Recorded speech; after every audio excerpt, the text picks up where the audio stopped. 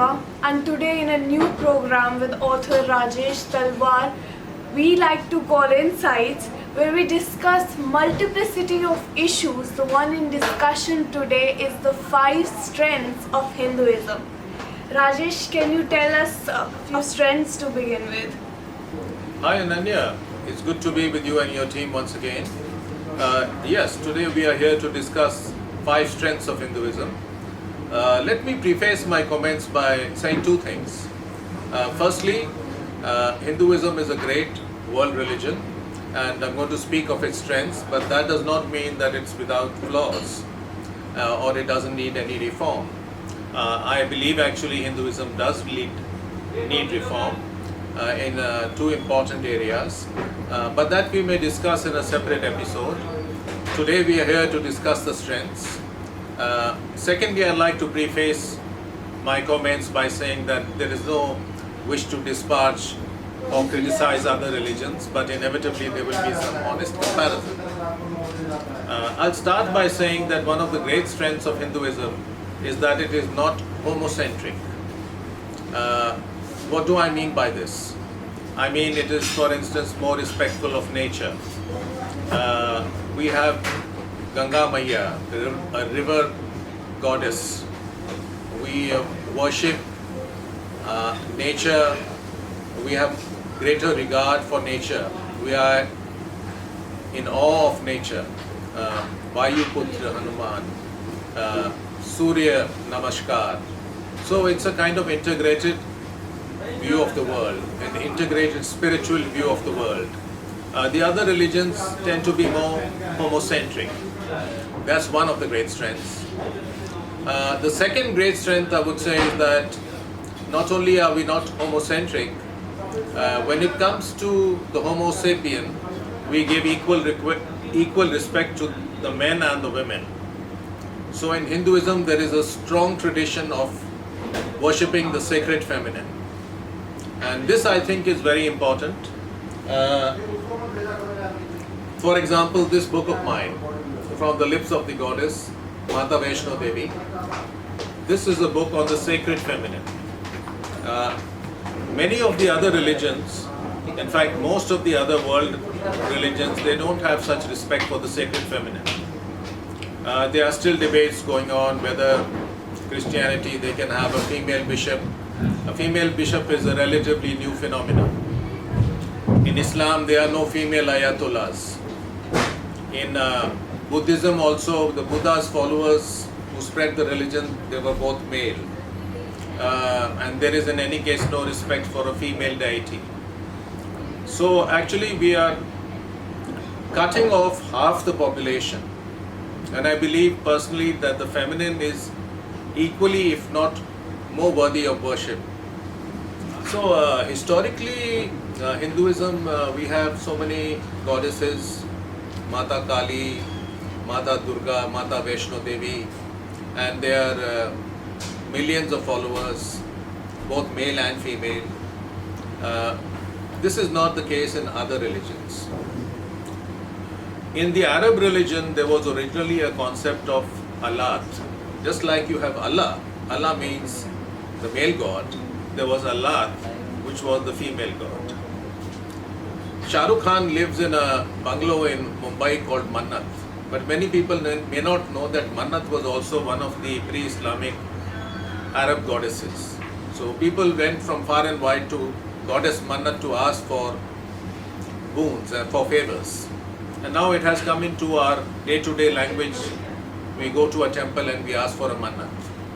So other religions also in the Judaic religions in their pre-Christian or pre-Islamic theology, there was worship for the sacred feminine. There were lots of temples of goddesses in Europe which were eventually destroyed and then churches were constructed. So why should we deny the beauty of the feminine divine? I think this is a truly great strength of Hinduism, that we give respect to the sacred feminine, which is not the case with regard to other religions to that extent. They are still, as I mentioned, questions about whether there can be a female priest, a female bishop in Christianity. The females don't have enough power in Islam. Having said that, maybe I should mention that on the one hand, we worship the sacred feminine in Hinduism, but we also need to introduce some reforms so that there's no discrimination as far as women are concerned in entering temples because they are menstruating or just because they are simply women. I personally feel that Supreme Court is right. These kind of traditions which may be associated with certain places, they need to be reformed, and we should we will then gain the acclaim of all communities in the world, because more and more people are talking about how women should be respected. But if your ultimate, and the ultimate I mean God, if your ultimate can only be masculine. I was once in a conversation with a woman in Liberia, and we had a big argument. She said, God is a man, God cannot be a woman. So, and I said, well, in my country, God can be a man, God can be a woman, God can even be a sacred river. So, the second important strength of Hinduism. Okay, so that was interesting. Can you tell us about the third and the fourth strengths as well? In many ways, Ananya, Hinduism is more diverse than most other religions in the world. You can be an atheist and still be a Hindu. You can be an agnostic and still be a Hindu. You can be a believer and still be a Hindu. So you have a variety of belief systems that you can follow and still be a Hindu.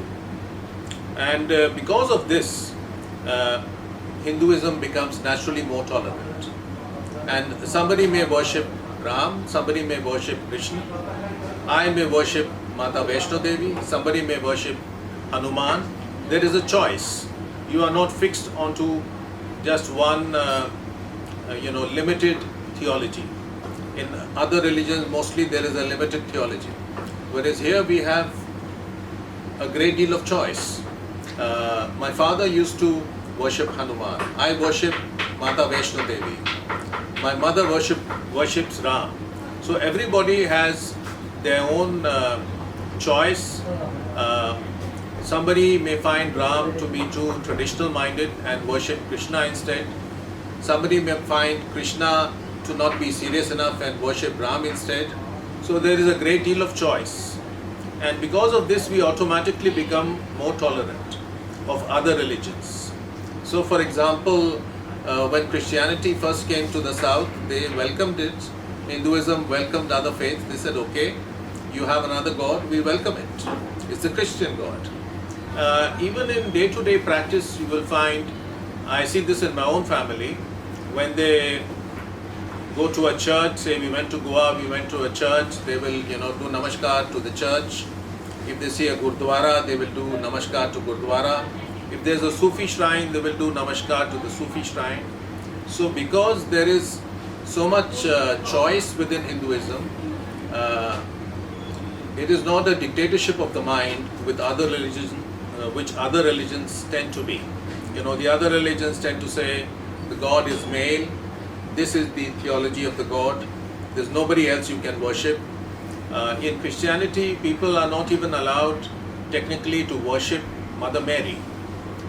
The Catholic Church was once asked that, can you worship Mother Mary? And they said, no, you can only worship God. You can pray to Mother Mary to act as an intercessory, to intermediate with you with God, but you cannot pray to Mother Mary. So they are much more rigid. In that sense, you can say that Hinduism is the world's first truly democratic faith, where you have a variety of choices. We talk about the great strength of democracy in the world today, and with merit. But Hinduism is one of the last surviving democratic religions, which gives you all kinds of space. The others are much more, limited. There is only this path to follow. So, for example, in Islam, Prophet Muhammad is the only prophet, or he is the most important prophet. Or in Christianity, well, we don't, it's not that we have only a prophet. Jesus is the Son of God. He is the Son, and therefore more important than a prophet. And so this is also part of the reason why the other religions, major religions in the Judaic tradition like Christianity and Islam, they set about converting other people to their faith. Because they say ours is the only true way. And Hinduism does not do that. Because for Hinduism there is a multiplicity of ways to reach God. Even within the Gita you can follow different traditions to reach God. So I think this multiplicity and strength and respect for other religions, this greater tolerance, one of the great strengths of Hinduism. Okay, so you've told us that Hinduism is more tolerant and democratic.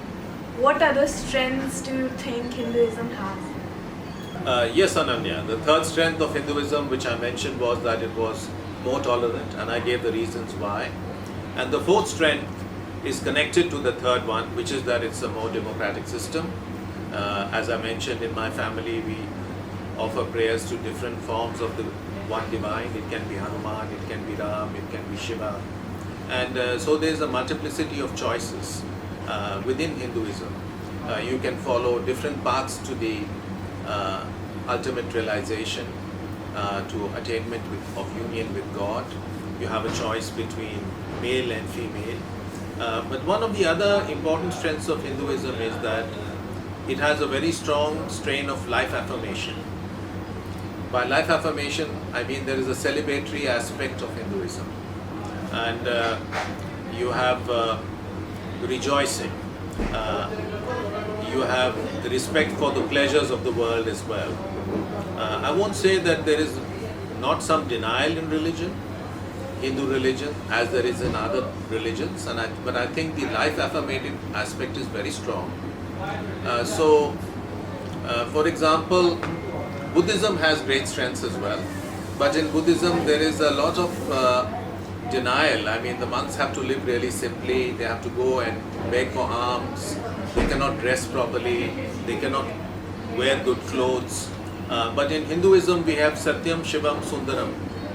So Sundaram is part of the divine, beauty is also part of the divine. Whereas, for example, in orthodox versions of Islam, I don't say this is the true Islam, but the arts are discriminated against. The fundamentalist Muslims will say you cannot sing, it's banned under Islam, you cannot dance, it's banned under Islam. And there will be some Christians also who will focus more on the suffering of Christ. You know, Christ suffers for the common people so that they can live. But that's a kind of, it's not so life affirmative. And I think Hinduism has a strong life affirmative streak, which we should actually emphasize because that's one of its great strengths. So I think we spoke about the 5 strengths in my view. Number 1, it's not homocentric. Number 2, it's not male-centric. There is respect for the sacred feminine. Number 3, it's more democratic. You have more choices, different ways of following a path to the divine. Number 4, more tolerant of other faiths because there's so much choice within Hinduism. They welcome somebody else that, yes, we respect you, you have your own God, you have your own way of worshipping, come. But the others are often not as respecting of Hinduism, unfortunately. But this has also been the case throughout the world because if you see indigenous religions in Europe, they were all crushed. There were many temples which were built for goddesses in Europe, but those temples were destroyed and churches were built in their stead. There were many temples in India which were destroyed and mosques were built, but and I don't say we should resurrect these things, but I don't think there are any instances, or at least not to my knowledge, of Hindus destroying mosques and building temples in their stead. So in Australia, the indigenous people had their own religion. which also had gods and goddesses, but they were destroyed by the missionaries. Today they are wiped out. In the Americas, the American Indians, they had their pre-Christian practices, but they were looked down upon. Their temples were destroyed, the people were massacred, as happened also to the indigenous people of Australia. So worldwide you can say that if you do an honest comparison, the Judaic religions have not shown great tolerance. I don't say this is the case today, but historically there has been great intolerance shown by them, possibly because of their monolithic, limited, dictatorial point of view that this is the only way, this is the only God, and Hinduism is vast. It has, it sees that life is not small. You can pursue the divine in different ways.